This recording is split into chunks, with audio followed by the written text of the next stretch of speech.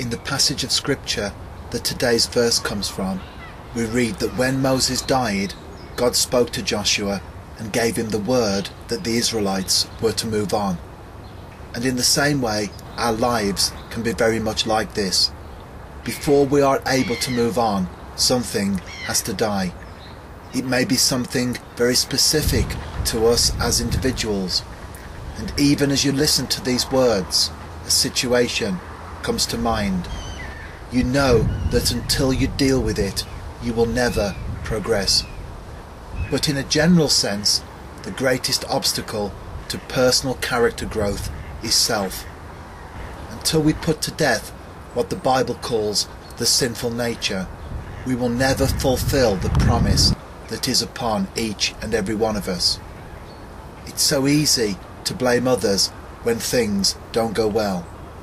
It's the neighbour's fault, the boss's fault, the wife, husband, in-law's fault. You name them, we'll build an excuse around them. But ultimately, we are the only ones that can stop ourselves from pushing on. Put to death in our lives that which needs to be dealt with, so that we can then move on to better things.